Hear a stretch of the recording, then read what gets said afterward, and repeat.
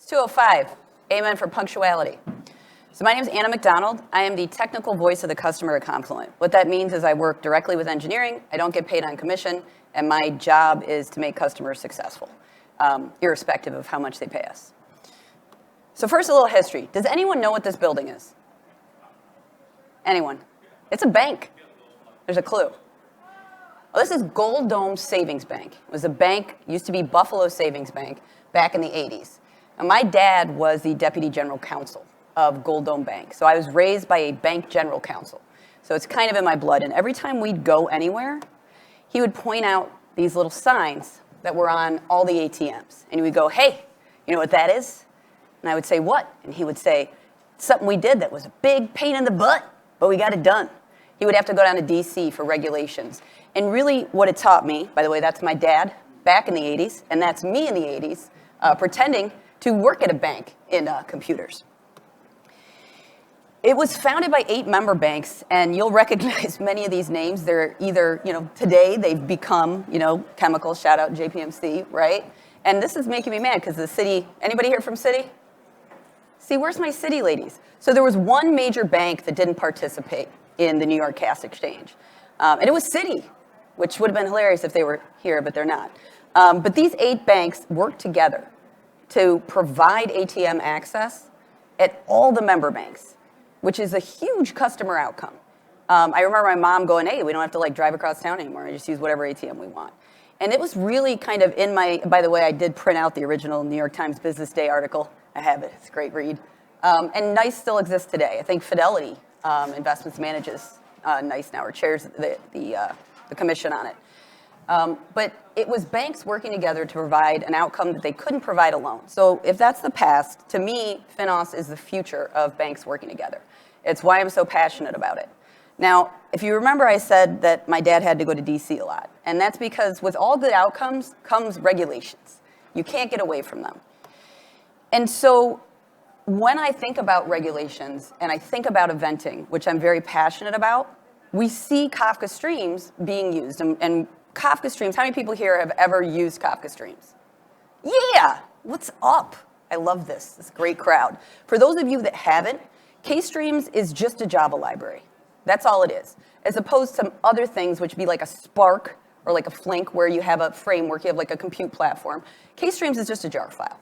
It works with Kafka. That's why it's called Kafka Streams and not just Streams. It's not generic. And at the heart of the flow is a topology, which describes your processing logic. Sometimes they can get very large. So what we see in the field when it comes to K-Streams and regulations is these types of continual compliance. I sat here last year at Stephen's talk, and I remember I asked a very loaded question. And he was perfect. He was like, I said, is there ever any time where you feel like a real-time framework might be more appropriate? He was like, well, yes, there's other, in Kafka Streams. And I was like, score. So I was very happy. And it made me, when I was there, I realized that this was the answer to a problem that I had seen and been trying to solve. We see people now, especially, there's all this research now on guardrails. Everybody knows legislation is coming for AI, specifically for how can we use AI in highly regulated industries. Kafka Streams is going to play a very important part in that by implementing these lightweight guardrails. It may not be doing large language models, but it's going to make sure and enforce appropriate use of them. And then event detection workflows, right? When do we need to signal something because it might be regulatory? So these are the type of regulations when we look at microservices and event streaming that you really want to target with K-Streams. So remember I said the heart of K-Streams is a topology. Now, if you look at like an example, this is the topology that you're going to see. If you look in the real world, and this is an actual topology, but the names have been changed to protect the guilty, this is really more what you end up with. Unpacking that and trying to figure out what's going on, we had a great fireside chat with someone from JPMC, and he said one of the things that he wants the most is to free our business logic from being in these applications where we can't see them. And that really stuck with me because that's something we see every day. So the question is, how can we tell what's going on? Enter Morphir. When I was sitting there at that talk, I thought, oh my gosh, this is like an actual thing that has legs and could work, because I've seen so many abstractions of business logic fail. They're too complex. They're too tied to a specific technology that there's not going to be mass adoption. And Morphir was really one of the first ones where the founding principles of it have legs. Those founding principles to me, and where it comes into play for K-streams, is the intermediate representation. So there's this beautiful agnostic thing that sits there and describes not only your business logic, but your structs, which everything in K-streams, I mean, how many people know what a SerDes is? I'm sure anyone who uses K-streams, aren't they fun? They're so fun, right? Because it's so fun to describe your data. So we have structs. All of this gets, rolled up into this beautiful intermediate representation that's agnostic of any technology. There's a built-in UI. I am a command line kiddo. But that does not mean that I don't appreciate that the easiest way sometimes for people to look and collaborate is a UI or a GUI. And test case generation. This is something that Kafka Streams does not do well. I love Kafka Streams. I'm the queen of Kafka Streams, but I will hold it accountable. We have many KIPs in process. Like, we have ideas. We're trying to work on this. But today, testing a Kafka Streams app is unwieldy. And that's like being kind about it. And then that extensible target framework. So that intermediate representation, like I said, it's agnostic. You can target anything you want, right? You can add whatever you want. Today, there's like Scala's in there. There's one for Spark. And I know that there are others on the way from me just totally creeping on Slack. I watch. I saw that. Yeah, I do. I know I don't say anything, but I'm watching, always watching. So when I heard that talk, I thought, all right, this is the sauce. How do we unpack this? How do we chop this tree off, right? I love this woman. That bonnet is fantastic. So if we blow up that horrible, complicated DAG, and we look at our processing nodes, Matthias and I had a really good thought about this. And we thought, okay, what unit should we target to encapsulate? Like, how do we want to model this in a way that really focuses on that business logic and processing? And so in these kind of huge DAGs, we've got these operations, right? Filters, flat maps. And so we said, we'll start there. Now in Kafka Streams, there's two basic kind of tenets. There's a K-stream, which most of the time is stateless, and then there's a K-table that's stateful. So in order to prove out our concept and say, does this have legs, we decided to start with a K-stream and to start with something very simple, right? See, like, would we have an aha moment? And so now I'm going to show you. By the way, this was AI. Look, this dude's got like half glasses. I don't know if anyone notices that. So yeah, getting better. I don't have access. I don't have any credits on whatever that is, Mid-Journey. So it's like, budget AI. Hey, did I scare you guys all with my desktop? Can you tell that I don't use UIs? I don't care what that looks like. I'm not trying to find anything in there. I use grep. So if we look at this, everything, right, for me at least, when I look at Morphir, it starts with this Elm. And what we wanted to do was to utilize what Morphir already had to make it feel natural for somebody who's struggling in K-streams already, but still respect the tenets. So Matthias and I sat down and we said, all right, we're going to drive everything according to methods. So if you look here, like this My Record, right? And we have like to-dos on this too, because how many people here who use K-streams use Abro? Anybody? Yeah, what other schema types do you guys use? None? Is that, none? None's the best one, if you can get away with it. I mean, I'm a huge fan, yeah. And so if you look at this struct, right, eventually, we want people to think about these as schemas, and Morphir actually has a create JSON schema, boom, shakalaka. And we want to kind of try to extend that so we can give people visibility, because when schemas change, things break. And part of the thing I love about Morphir is we're preventing the breakage. Like, that's kind of a goal of ours in K-streams, is to build out and help enrich that part of the Morphir ecosystem. So if you look here, it's pretty simple. By the way, I love Elm. I think it's super fun because it has a pipe. Who doesn't love a pipe? Everything should be a pipe. It's so much easier than object-oriented. I make no bone. I'm a functional programmer. My brain is very functional. So I was very happy in here. So we have, this. And what we did is we, forked Morphir Elm. And we added specific Kafka streams. We added an AST. We added, a bunch of different things that kind of make this work. Now, we haven't contributed yet because there's still some things we're embarrassed of. And so we will be pushing that, or at least speaking to the Morphir, luminaries to get that in once Matthias and I, clean up a little bit more of our dirty laundry. So look for that. I'm targeting absolutely by the end of the year. So when we look at this, right, the first step is that beautiful intermediate representation, right? And you get that by just doing make. Also, nice dash I, even though the JSON is still a little bit, but it's nice to have a dash I there. It's like a little pretty print. You don't just get the block. So when we make this, what that's going to do, we kind of compile that, and here it is. This is going to give us our IR. And that intermediate representation is really just describing what we just saw in the Elm. But wait, the next step is, okay, that's great, but how does this make me feel like I'm getting out of that being locked in code? Because like it's still not code, but a markup language is not that much better. And this is when we got this far, I was like, this is the sauce. So imagine you're developing your Kafka Streams app. And this is what's coming in, right? So you've got a schema, it's got 2 numbers, right? We all know that it's going to be more valuable. And all of a sudden, you can actually see your filter like this. Not only that, and this is amazingly saucy, I love it, you can actually add test cases here. So if I put like this integer's 10, and even though we're only checking 1, we know we bring the other package along for the ride. So this one's 20. And look at this. We get our expected output value. Because every single record that passes this filter up here, if number 1's less than 100, we expect it to output as is. We're not doing any transformation. Oh, look. I can also save this as a new test case. What, son? So we got to this part, and I was like, this is amazing. This is kind of pulling exactly what I wanted. That spaghetti part of that DAG, like that incredibly complex stuff, I can just have that and be able to get in here and test it as I'm developing. So when I know a lot about K-Streams development. I use K-Streams starting until like 2016. Matthias J. Sachs, Dr. Matthias J. Sachs is my best friend in the entire world. And there are great things about K-Streams, and there are really hard things. This is one of the hardest. So once we kind of ran this, there's no doubt in my mind that this is valuable. If we look in the X-ray view, I also love this, because what if I forget what the input format is?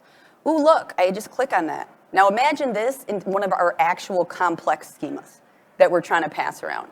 Imagine this if it's a customer aggregate, right? Imagine using this with like a common domain model. How much fun is that? So we have all of this synergy and observability that just comes out of the box, and we haven't even created a K-Streams app yet. And that, to me, is the power of Morphir. Because this will work with K-Streams, could work with Flink, could work with Spark, Scala, F#, I think it is. Are we doing next? Yes, thank you. I'm stalking on Slack.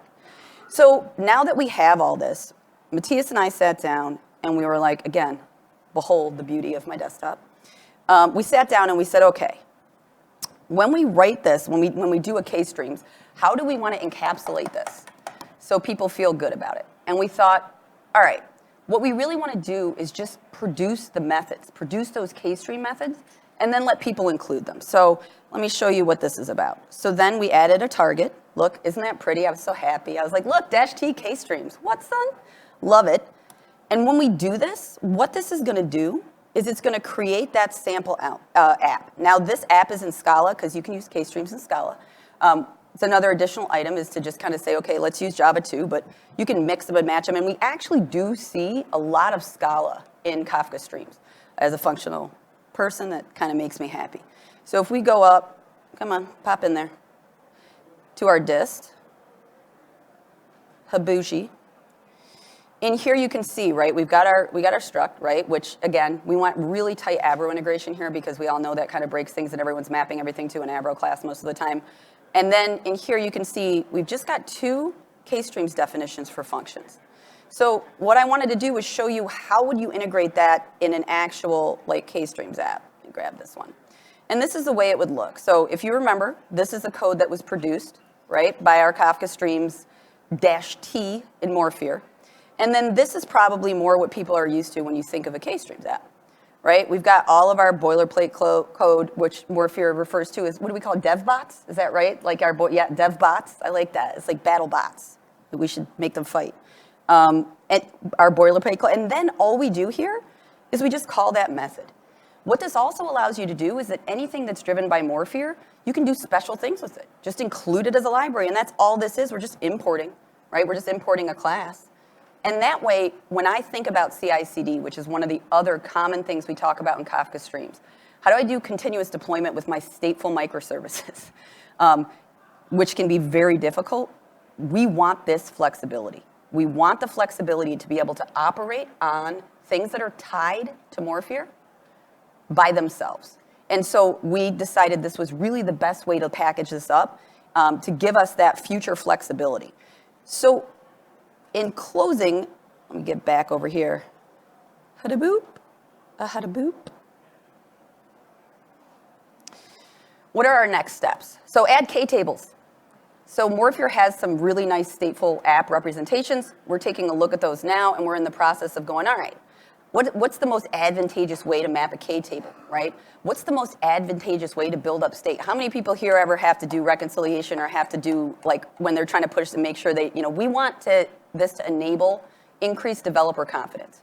So you don't take 2 weeks to have to roll out a change because you're manually pumping data back in, doing all these things. And we think building up and using that kind of JSON of test cases that Morphir uses, we think we can use that to kind of drive end-to-end testing for schema updates, changes, logic, to automate the process of feeling good about the change I made. It's not going to break my existing deployment. And K-tables is part of that because they're stateful. We want to expand our supported methods, obviously. Filters are great, but we also need, I think Matthias added flat map yesterday, but we're going to expand the supported methods that you can export for K-streams. Avro integration, like I talked about today, Morphir does already support JSON schema, which is pretty awesome. And then the last one, as I said, there's some improvement that needs to be done with our test topology, and we want to integrate that with that Morphir test JSON file that's automatically created, so you don't have to kind of try to figure out how to do that. Those test cases also come along for the ride in generation. So that's kind of where we are, and now I am done, and it is question time. Thank you very much. When is Avro coming up? What? When is Avro coming up? When is Avro coming up? I love this. See, if people didn't demand things immediately, it wouldn't be valuable. So that's a check. Thank you. Avro coming up, we really want to be in good shape to be able to actually contribute this to the main Morphir if everything looks good by the end of the year. And so Avro might be a stretch by the end of the year, but I mean, I'm open to prioritization. I mean, everyone here cared enough to come, so I will take that as a flag of importance in features. Well, +1. There you go. Look at that. What? Yeah. That's right too. Yeah, and I was just going to say, like Matthias says, we accept KIPs. We also accept help contributing back to Morphir. I would be, anybody who is interested in this, we already, we have a fork. You want to take a look at it, talk to me after. I'll be, here all day. Any other questions? You can answer K-streams questions too. I love talking about K-streams. Yeah. Do the intermediate representations that you show include Kafka's internal tables, the streams as well? Oh, sorry, say again. Do the intermediate representations that you show, do they include Kafka's internal topics? Right, and so that's very important. So when we talk about that, that is why the unit that we took, the unit of measurement that we took, was just the processor. Because that intermediate representation, like depending, we have to be very careful. So map versus map values, for example. So when K-tables right now, Matthias and I are deciding on exactly how to elegantly represent intermediate topics. What do we want to do with those? So excellent question. Yeah, I will. Oh, we'll figure it out, man. We're on it. We talk, yeah, and just, I'm plugging this. We have a new we're going to actually talk about a lot of this on our new podcast. It's called The Duchess and the Doctor. And it's just me and Matthias talking about eventing and streaming. So this is going to be a topic. That's a great question, and maybe I will just add that. I will also, make sure I credit you for that question. Hit me up on LinkedIn or wherever, so that way yeah. Awesome. Any other questions? Oh, yes. How would Morphir do with the large-scale data regression? Large-scale? Data regression? Like a huge amount of data you want to regress. Yeah, so that's a great question. I think, I don't see, like, when we talk about, like, large-scale data, is what you mean, like, when I'm loading up a stateful K-table and it's like, 300 billion records.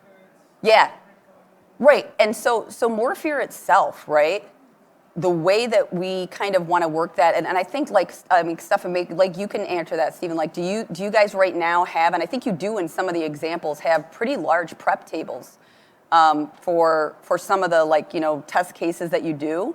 What you're talking about, I think, even maybe perhaps, is that when I'm getting ready to verify this stuff, in order for that to be solid, right? Especially if I got a K table and it's a reference table, it may have like 3, 4, 5 million records. Like, it might, way be over a terabyte. Is that kind of what you mean?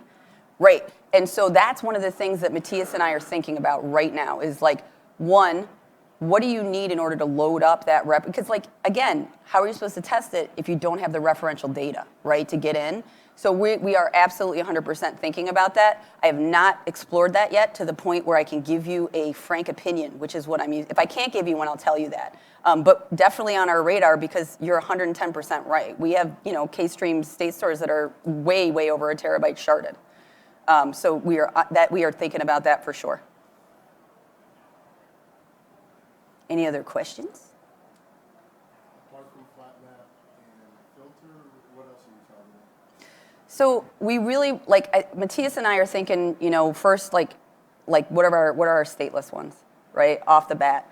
I can't wait for Windows.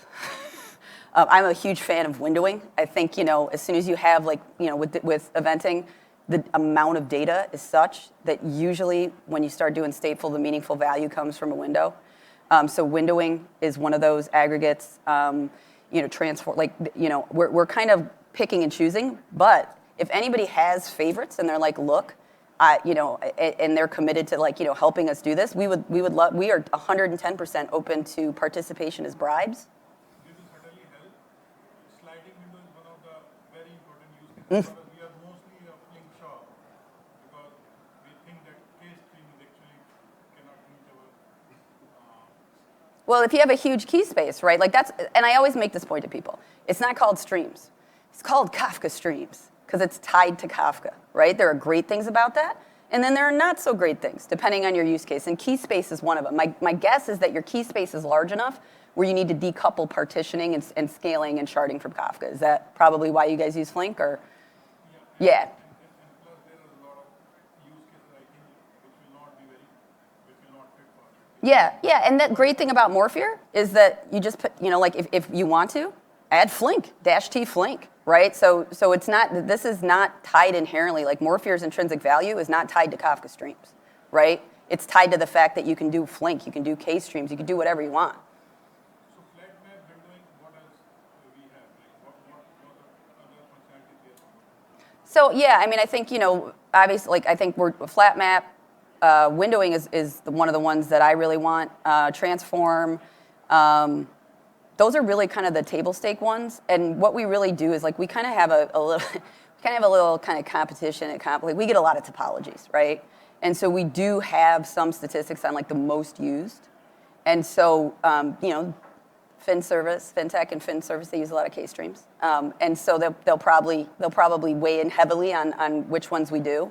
But if you have any extra, if you have anything that anyone here says, no, I need that one mapped first, please. We're open to, Yeah.